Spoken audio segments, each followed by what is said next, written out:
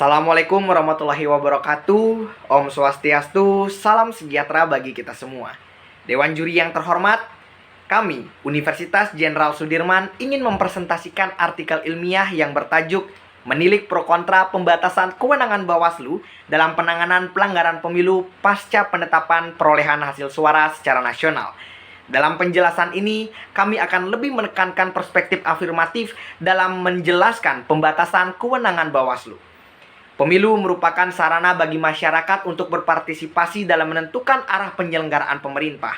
Indonesia sebagai negara demokrasi tentunya tidak terlepas dari penyelenggaraan pemilu.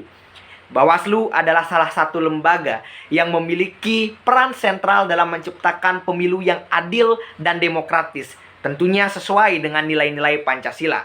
Sejak tahun 1980 sampai saat ini, kewenangan Bawaslu terus ditingkatkan dan diperkuat. Mulai awalnya hanya memberikan suatu rekomendasi kepada KPU terhadap penanganan pelanggaran administratif, tapi saat ini kewenangan Bawaslu sudah sampai pada memutus dan memeriksa penanganan pelanggaran administratif sesuai dengan pasal 95 huruf B Undang-Undang Nomor 7 Tahun 2017 tentang Pemilihan Umum.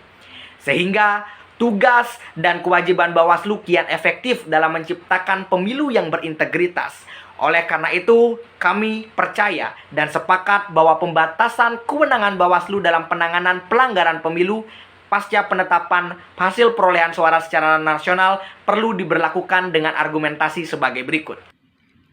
Perlu ditekankan bahwa Bawaslu bukanlah satu-satunya lembaga yang berwenang menangani pelanggaran dan sengketa dalam proses pemilu.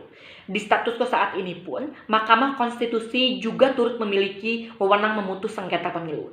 Tentunya hal ini mengakibatkan kewenangan Bawaslu dan MK menjadi tumpang tindih yang pada akhirnya menimbulkan ketidakpastian hukum. Guna menghindari fenomena tersebut, kami dari tim PRO sepakat untuk membatasi kewenangan Bawaslu pasca penetapan perolehan secara nasional dengan mempertegas garis koordinasi dan kewenangan antara Bawaslu dan MK.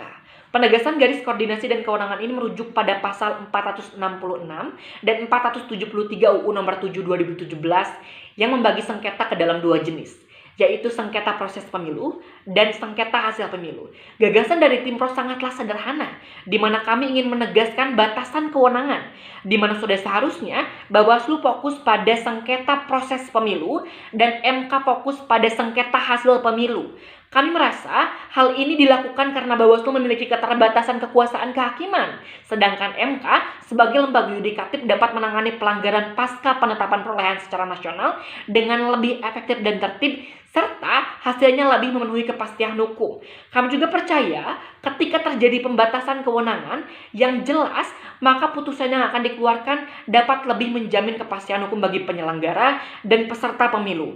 Pembatasan ini juga dapat mendorong pengoptimalan kinerja Bawaslu pada akhirnya. Selanjutnya, saya sebagai pembicara ketiga akan menjelaskan tentang pentingnya perpanjangan waktu penyelesaian sengketa proses pemilu yang dilaporkan kepada Bawaslu sebagai bentuk maksimalisasi fungsi Bawaslu dan untuk menjaga stabilitas nasional pasca pemilu.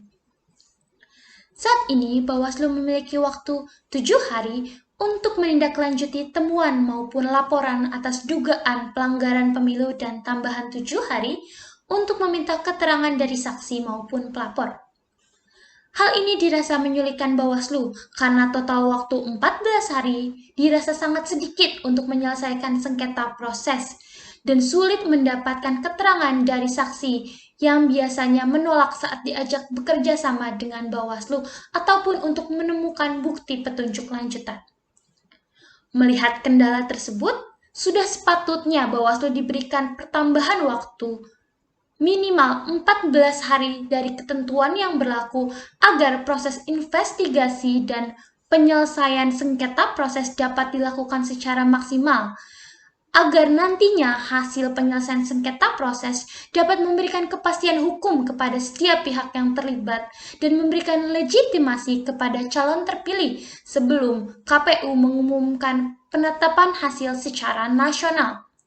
Hal ini pula dapat mencegah adanya protes atau ketidakpuasan masyarakat atas penyelesaian sengketa pemilu yang dilakukan oleh Bawaslu dan dapat menjaga stabilitas nasional setelah pengumuman hasil pemilu secara nasional.